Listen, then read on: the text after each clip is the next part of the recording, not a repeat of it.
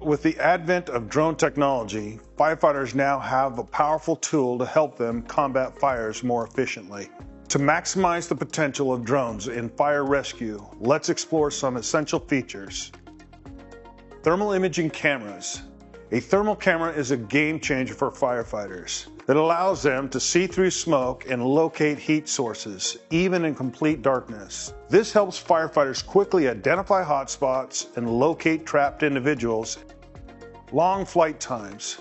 Long flight time is critical for extended missions. Firefighters need drones that can stay up in the air for hours.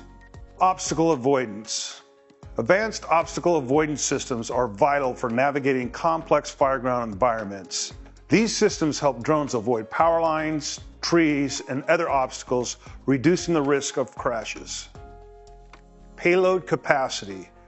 The ability to carry additional payloads, such as thermal cameras, infrared sensors, or even firefighting equipment, can enhance the drone's capability. Rugged design.